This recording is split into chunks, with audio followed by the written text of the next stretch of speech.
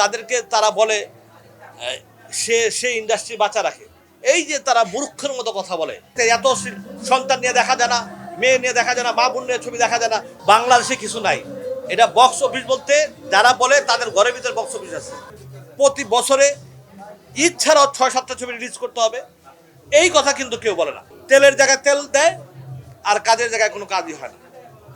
এই গোল টেবিল আমি মনে হচ্ছে কালকের যে গোল টেবিলের সম্পূর্ণ একটা তেলবাজি ছিল এবং এটা টোটাল একটা নাটক ছিল। পরিচালক সমিতির শাহিন, যে পরিচালক সমিতির যে সভাপতি শাহিন তো তার কথাবার্তা তো হয়ই নাই।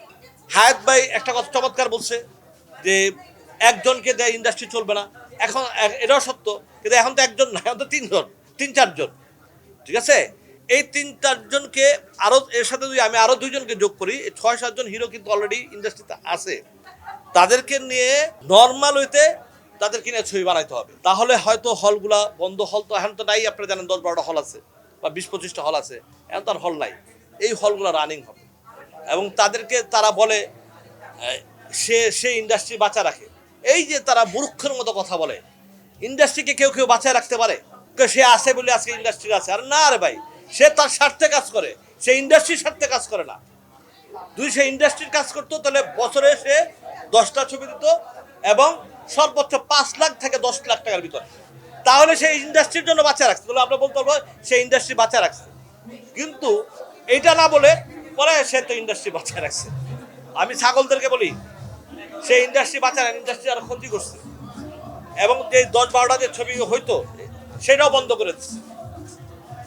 করেছে। এখন ইন্ডাস্ট্রি বাঁচাইতে হলে এই 6-7জন যারা আছে এদেরকে নিয়ে বসতে হবে।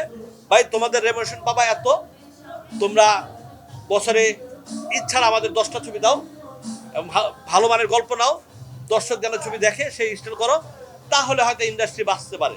কিন্তু এই গোল টেবিল করে যা দেখলাম এতে ইন্ডাস্ট্রি বাঁচে না, এগুলো আরো চামচামি হয়েছে আমার কাছে মনে হয়। এক্সট্রিম মশার কয়েল প্ল্যান্ট ফাইবার দিয়ে তৈরি, তাই সহজে ভাঙে না, সুগন্ধিযুক্ত ও নিরবিচ্ছিন্নভাবে জ্বলে। ডেঙ্গু, চিকুনগুনিয়া বাহি সহ যে কোনো মশার বিরুদ্ধে দেয় এক্সট্রিম সুরক্ষা। আমি ঈদের ছবি দেখতে গিয়েছিলাম, ঈদের ছবি দেখার পরে এবং আমাকে দর্শকরা যেটা বললো যে অশ্লীল, 2-3টা ছবিতে অশ্লীলের কোনো শেষ নাই। এই অশ্লীল যদি আমরা এই অশ্লীলের জন্য আমরা এত যুদ্ধ করছি, এত হলগুলো বন্ধ হয়েছে, সব কিছু, সেই অশ্লীলকে আবার ফিরে আসতেছে। এটার জন্য আমাদের ইন্ডাস্ট্রির, এই যে আজকে আমি খুশু সাহেবকে বলছি, সবাইকে বলছি যে এটার জন্য তার অশ্লীলের জন্য প্রতিবাদ করতে হবে। যে অশ্লীল আমরা কোনো মা বোন ফ্যামিলিকে নিয়ে আমরা ছবি দেখতে চাই, আমরা কোনো অশ্লীল ছবি দেখতে চাই না, অশ্লীল কোনো ডায়লগ দেখতে চাই না। এই অশ্লীলকে বন্ধ করতে হবে। তাদের কি একটু বিবেক নাই? তাদের কি মা বোন নাই? তাদের কি আত্মীয় স্বজন নাই? তারা কিভাবে অশ্লীল ছবি বানায়? অশ্লীল কিভাবে ডায়লগ তারা দেওয়ায়? আমি তো বলবো তাদের ফ্যামিলি যায় না ছবি দেখতে। দর্শকরা এবার কি বলছে আপনারা শুনেন নাই? দর্শকরা এবার অশ্লীল ব্যাপারে কি বলছে যে এবার আমরা ছবি দেখতে এত অশ্লীল, সন্তান নিয়ে দেখা যায় না, মেয়ে নিয়ে দেখা যায় না, মা বোন নিয়ে ছবি দেখা যায় না। দর্শকরাই তো আপনাদের চ্যানেলে বলছে না, তাহলে সে কেন আবার সেই ধরনের অশ্লীল হবে? যে অশ্লীলের জন্য আমাদের 1100 হল থেকে 1100 হল থেকে 600 থেকে 400 300 সমস্ত হলগুলো বন্ধ হয়ে গেল এই অশ্লীলের কারণে। সেই অশ্লীলকে আবার রিটার্ন আসবে? আমরা অশ্লীল ছবি চাই না, আমরা ফ্যামিলি ছবি চাই। অ্যাকচুয়ালি বক্স অফিস বলতে বাংলাদেশে কিছু নাই। এটা বক্স অফিস বলতে যারা বলে তাদের ঘরের ভিতরে বক্স অফিস আছে। সিনেমা হলে নাই, সিনেপ্লেক্সে নাই। তাদের বাসায় থাকতে পারে কিনা আমি জানি না।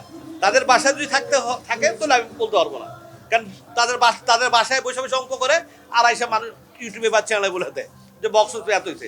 তো এই বক্স অফিসটা খুঁজতে হলে তাদের বাসায়